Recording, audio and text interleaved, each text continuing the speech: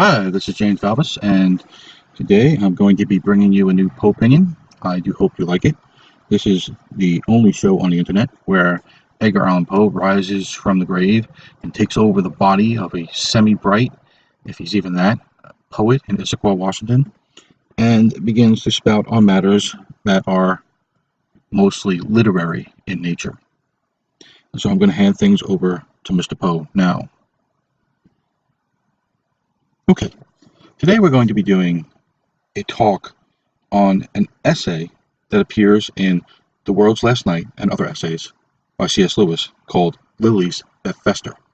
That's the title. Now, I've been thinking about this talk for some time because it isn't very often that I disagree with Mr. Lewis. C.S. Lewis had one of the greatest minds of the 20th century. He was right on just about everything. It's very, very difficult for me to question him. First of all, because I love him. He's the guy who I feel saved my soul. If I had not read the Screw Tape Letters when I was about 34, 35 years old, I don't know that I would have ever converted from my atheism. I think I would have died an atheist had I not encountered Lewis. And so it isn't very often that I disagree with him. And I would not even be talking about this essay if all I did was disagree with him. There's a part here that I disagree with him, but it's tangential to the whole idea of the piece that I think is vital. So I agree with him on the main premise, but I disagree with him on how he gets there.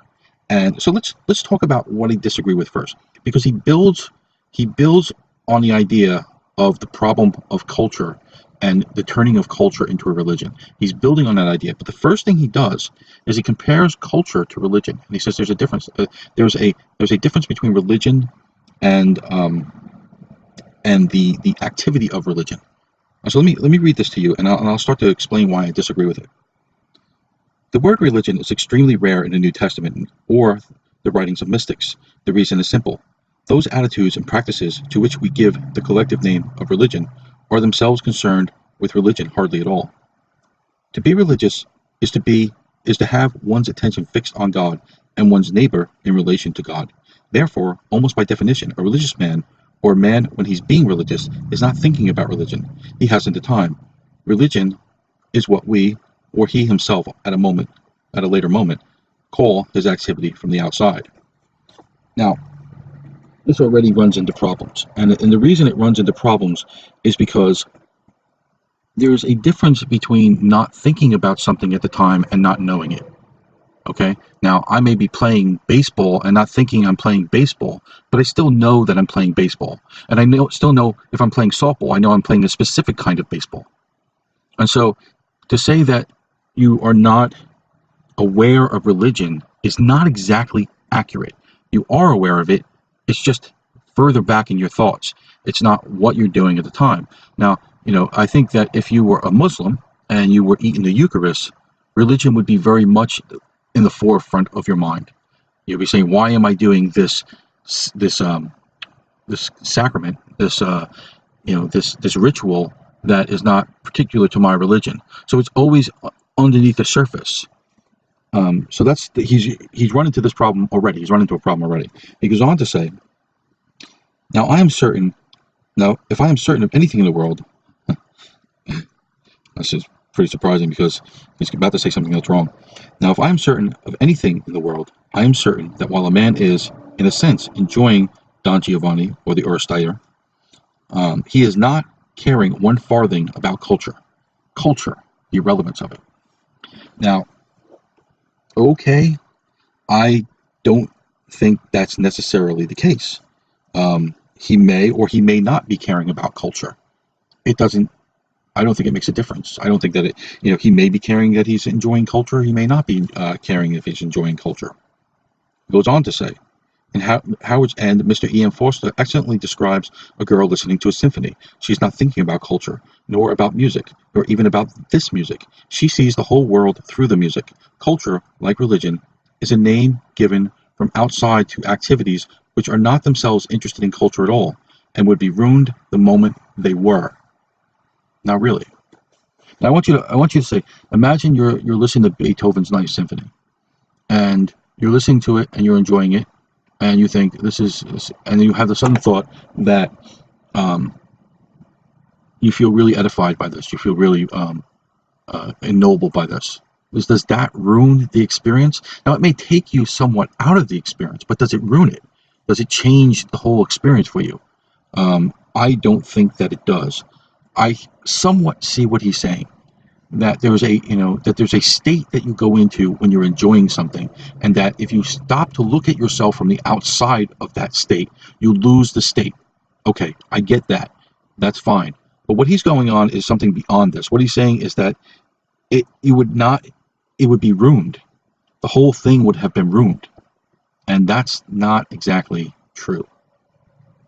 If we encourage others or ourselves to hear or read, see or read great art on the grounds that it is a culture thing to do, we will call into play precisely those elements in us which must be in abeyance before we can enjoy art at all. We are calling up the desire for self-improvement, the desire for distinction, the desire to revolt from one group and to agree with another, and a dozen busy passions which, whether good or bad in themselves, are, in relation to the arts, simply a blinding and paralyzing distraction. Now again, what we're seeing here is that he is saying something that's um, completely questionable at best. He's giving us the idea that you cannot do something for self-improvement and have the art be itself enjoyed or entirely taken into your being. Now, let me read this next part, and then I want to talk about some books that I don't feel this way about. Let me go on. Those who read poetry to improve their minds will never improve their minds by reading poetry. That is just flat wrong. For the true enjoyments must be spontaneous and compulsive, and look to no remoter end. The muses will submit to no marriage of convenience. The desirable habit of mind, if it is to come at all, must come by as a byproduct unsought. The idea of making it one's aim suggests that shattering confidence which Goethe made to Eckermann. In all my youthful amours, the object I had in view was my own ennoblement. To this, I presume, most of us reply that even if we believe a love affair can ennoble a young man, we feel sure that a love affair undertaken for such a purpose would fail of its object, because, of course, it wouldn't be a love affair at all. Now, I have real issues with this. The idea that you cannot take part in any art that does not, that you're not having a love affair with, and have it ennoble you, that this is an impossibility, is just not true to my experience, and I don't think it's true to anybody's experience. Let's take the novel 1984. Did I find the novel 1984 very enjoyable? Not really. Did I enjoy the characters? Let me put it this way. I would far, far and away enjoy reading a Perry Mason novel to 1984. And yet there is no doubt in my mind that I was more ennobled by reading 1984 than I've ever been in any of the 2 or 3 dozen Perry Mason novels I've read. Now, there's nothing wrong with reading a Perry Mason novel, but when I think of things that have cultured me, things that have made me a better person, have made me a more thoughtful individual, that have improved me, without a doubt, it is the unpleasant reading of 1984, which I didn't overly enjoy, that I feel more greatly ennobled me. Now, he talks about a love affair. Now, if the purpose of reading something is to have a love affair, if that's the only purpose that you would have for imbibing art, then I guess that would be somewhat true. But is that the only reason that you would take in art? I don't think so. Let me put it this way. If a man marries for money, you can fault him for that, and you could say that is not a good reason to marry. But what you can't say is that he did not become rich by marrying into wealth. He was still made rich by it. So if you're taking in art because you want to improve yourself, you can still be improved by it without necessarily enjoying it. Now, you can say that on the whole that is a bad way to go about your business in taking in art. I don't believe that's the case. I think that there should be a mixture of enjoyment and to some degree um, taking in what society has deemed great works of art. Because what Lewis would be calling for here is that there is no way that you can do criticism, or there is no way that you can accept criticism. If someone says to you, you should read Ulysses, it's a great book, and you start reading it and you don't enjoy it, and you stop, you say, well, I just stopped because I didn't, I didn't want to just read it to be cultured. But sometimes you have to read beyond. Um, sometimes you have to enjoy, you don't enjoy it until you get into it or deeper into it, or sometimes you don't enjoy it at all, but you're still blessed to have read it. Many times I don't enjoy reading C.S. Lewis, for that matter. It's not everything that he's ever written that I've enjoyed reading, or G.K. Chesterton, or any of the number of other writers that I really overall enjoy. uh, Sometimes I just think that it's a valuable thing to do in the world. And so why he decided to go this route, I don't really know, but he felt the need to do it in order to put religion and up against culture. So he makes that first mistake, and then he decides that culture can only be really obtained by doing it in a in a non-self-conscious way, just accidentally going out and finding the things that you enjoy and doing them, which I don't particularly agree with either of those premises. I think that there's a reason why we have religion, and that's because we aren't all spiritual, and even if we are, we're not necessarily spiritual in the right direction. We need guidance in our spirituality. There's a reason for that. There's a reason churches pop up, because there's a right way to do things and a wrong way to do things. And there's a reason why we have teachers of culture, because there are right ways, there are better things to do with your time than others. You may enjoy reading, I don't know, Hickory Dickory Dock or nursery rhymes or something. And you can certainly do that, but if that's all you do, because that's all you enjoy, yeah, you're not going to be an educated person. You're not going to be a thoughtful person. You're not going to be a complete person. You have to sometimes push yourself. You have to stress it, and do things sometimes that you don't necessarily want to do. Um, so he does all this to bring it up to what are much more valid points.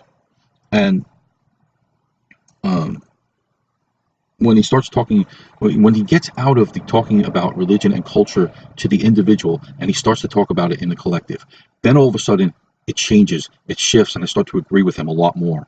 And we have in his talk stuff like culture is the collective name for certain very valuable activities, is a permissible word, but culture, hypothesized, set up on its own, made into a faith, a cause, a banner, a platform, is unendurable. For none of the activities in question cares a straw for that faith or cause.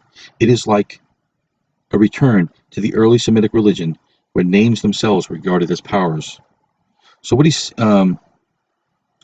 saying now. Okay, before I get to that, let me go on here and read a little bit further, because he talks about a live dog is better than a dead lion, and what he's saying is that a free thinker is better than a great thinker whose culture who's been calcified. Okay, let me read this section to you, maybe all three of these sections to you, because I think they're vital to get into his point. I fully embrace the maxim, which he borrows from a Christian. He's talking about what he was reading, that all power corrupts. I would go further. The loftier the pretensions of power, the more meddlesome, inhuman, and oppressive it will be. So, wow, is that the absolute truth? What he's saying is that the more lofty the stated goal is, the more oppressive and horrible the power can become. The more it can meddle into your life, the more it can do all kinds of horrible things. When you think of communism, and you think of all the atrocities done in the name of, everybody should be treated equally and not be, nobody should be so far ahead of another person that, they can't even see them. While, somebody, bathes in milk and honey, another person acts, starves and has distended bellies as flies, fly around their shrunken heads. But then he goes on to say, theocracy is the worst of all possible governments. All political power is at best a necessary evil, but it is at least It is least evil when its sanctions are most modest, and commonplace. When it claims no more than to be useful or convenient and sets itself strictly limited objectives. Anything transcendental or spiritual, or even anything very strongly ethical in its pretensions, is dangerous and encourages it to meddle with our private lives. Let the shoemaker stick to his last. Thus, the Renaissance doctrine of divine right is for me a corruption of monarchy, Rousseau's general will, of democracy, racial mysticism of nationality. And theocracy, I admit and even insist, is the worst corruption of all. But then I don't think we are in danger of it. What I think we are really in danger of is something that would only be 1 degree less intolerable, and intolerable in almost the same way. I would call it the chariontocracy, not the rule of the saints, but the rule of the Venetians, that's the elite, the Hotel de Rambouillet, the wits, the polite, the souls, the apostles, the sensitives, the cultured, the integrated, or whatever the latest password is. Now, before I go on, let me say that I disagree with Lewis here as well. Theocracy is not the worst form of government. He's writing at a time prior to the horrors of the communists being widely known. The reason why a theocracy is not worse than something like, random dictator with communist pretensions, like, say Kim Jong-un or somebody like that, is a theocracy at least has a kind of structure or a kind of belief that is set in its own way of doing things. So you know what the rules are. You're playing a game, and it's a terrible game. It's a horrible game, but you know what the rules are. But when you have something like a Stalin or a Kim Jong Il or a Mao, you know what the rules are, and come for you in the middle of the night just because you said the wrong thing to somebody. You just said, I think that maybe we should have more bread on a Tuesday, and they come and take you away. Your family never sees you again because that particular day and that particular line made it to that particular person. It's very random. All governments can be this way to some degree. He's right when he says that all governments are at best a necessary evil, but a theocracy is not quite as bad as these random modern despots who can just do all kinds of stuff. Anyway, that's an aside. What he's really saying here is that even if you say theocracy is the worst thing possible, just right next to that is this idea of he calls it a chariontocracy, but this ruling by the culture, the cultured, the elite, the so-called the wits, the intellectuals, or the government bureaucrats in Washington, anything that's these supposed best and brightest of us who come down and are going to save us. And so he goes on to say, the old social classes have broken up. Two results follow. On the one hand, since most men, as Aristotle observed, do not like to be merely equaled with all other men, we find all sorts of people building themselves into groups within which they can feel superior to the mass, little official, self-appointed aristocracies. The culture increasingly forms such a group.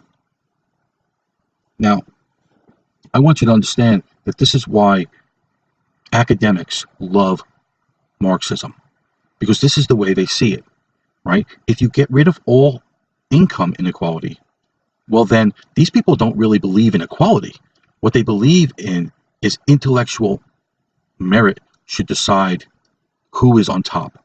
It shouldn't be those silly things like who makes the most money, who provides the most value for other people.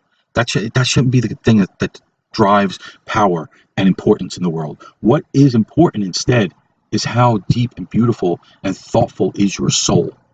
And if you can do, since their souls, obviously, and they have the PhDs and whatever to prove it, since their souls are the beautiful souls and the cultured souls, they are the enlightened aristocracy, the natural aristocracy, and therefore should rule. See, it's not really about equality. When they talk about the language of equality and they talk about, the 1%, they don't want the 1% ruling because it isn't because they want things to be equal.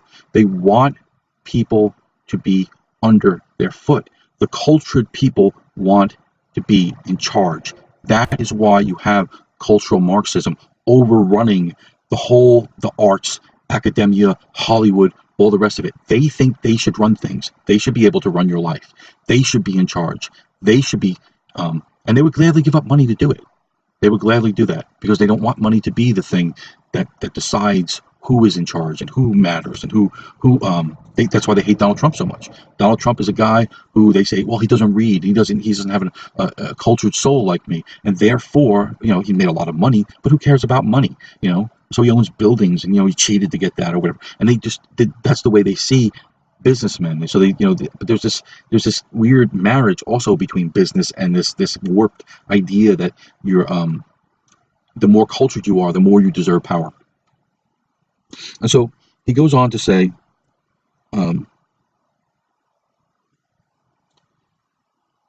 it means that you can. Now he's going to talk about how you enter this group.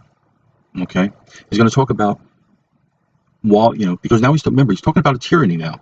He's talking about a tyranny being set up, a tyranny of culture, and he's saying that this is how you get in. It means that you cannot get in without becoming or without making your masters believe that you have become a very specific kind of person, one who makes the right responses to the right authors. In fact, you can get in only by becoming, in the modern sense of the word, cultured. This situation must be distinguished from one that has occurred before. Nearly all ruling classes, sooner or later, in some degree or other, have taken up culture and patronized the arts. But when that happens, the culture is the result of their position, one of the luxuries or privileges of that order. The situation we are now facing will be almost the opposite. Entry into the ruling class will be the reward of culture. Then we reach the gerontocracy. Now this is profound. This is really profound, because what he's saying is that in order to get into the upper class, you have to say the right things. You have to read the right things. You have to parrot the same things. You read a certain kind of stuff and a certain kind of thing, and you learn a certain kind of way, and you say the same kind of things. And if you don't do that, you're not cultured. And if you're not cultured, you don't deserve to rule. You don't deserve even to participate. Think of how many people they say, you have not read this, Donald Trump is a racist, or you are a racist, or because it goes on to, Lewis goes on to say this, and so our poets get to conscript their readers. Every boy or girl who's born is presented with the choice. Read the poets with whom we, the cultured, approve, and say the sort of things we say to them, or be a prole. Now that's the word prole is the word that Lewis would have used back then.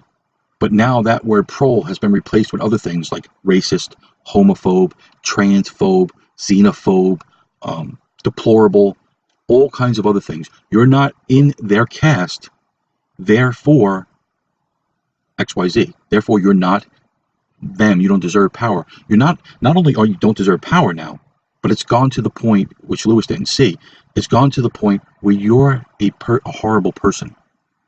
You're a horrible person for not being cultured like them, not saying this, reading the same things and saying the same things and believing the same things. Now you're horrible. You're awful. You're a bad person. You're a racist. You're a homophobe. You're a bigot in some way. You don't care about the poor. You want to kill Mexicans. You think everybody who isn't like you isn't any good. And you can't have an idea that the cultured people don't have without giving up the idea that you can be cultured. See, that's important to understand. You either think exactly like them or you're not cultured. You don't belong in the cultured class. You have exiled yourself. You have excommunicated yourself from their religion of culture. And that right there is the crux of his argument, and it's a damn good one. He's absolutely right. He saw it way ahead of anybody else. And I disagree with all that other stuff about, you should never, actively try to become a thoughtful, cultured, intelligent person, that you should only enjoy stuff. But when he gets to this point, he's dead on right. The people who call themselves cultured, the intellectual elites, the academics, these people have decided, they've decided it is our way or you are gone from all civilized and polite society. That's it. That is the whole deal right there. You can no longer disagree with them on even minor points without admitting that you are an uncultured, barbarian fool. Lewis goes on to say, Culture is a bad qualification for a ruling class because it does not qualify men to rule. The things we really need in our rulers, mercy, financial integrity, practical intelligence, hard work, and the like, are no more likely to be found in culture persons than in anyone else. And I think that's also true. I think there are any number of cases where we've seen people who are of simple backgrounds, who are profoundly decent people, and who are better leaders. They're better leaders. They're more thoughtful. They're more original in their thinking. They have not bought into the same way. The very idea of being cultured in that you would go and learn the same things as everybody else in order to hoop jump to get to a certain place, by its very nature, that would lead to a certain kind of groupthink. That's by its very nature that would happen. Now, I'm not saying that you should never, listen to any teacher ever guide your hand in what to learn. But what I'm saying is that's all you do. If all you ever do is listen to that and never go out to anything else, if all you ever do is walk around the same block over and over and over again, or go wherever they tell you to go, you will never find new paths. This just seems obvious. If you follow the same bus route all the time, you're going to end up on the same streets as everyone else. You have to get off the bus and walk down a few of those dangerous side roads. Now, Lewis finishes up with saying, lastly, I reach the point where my objections to theocracy and the chariontocracy are almost identical. Lilies that fester smell far worse than weeds. And his point there is that something that's very sweet and wonderful, like culture, like the artifacts of culture, Tolstoy, for instance, or Beethoven, doesn't matter. If they become calcified, if that's the only thing that qualifies as culture, it's the only thing you can go and you never move out into anything that you enjoy, then yes, you will in fact become a festering lily rather than a real thoughtful individual. It's better to be a weed in that case. It's better to be somebody who has nothing to do with culture, because at least then you're yourself. That's what Lewis is saying. Lewis is saying that it is better that you have nothing to do with culture at all than to become this festering lily, to become just another automaton of the culture cult.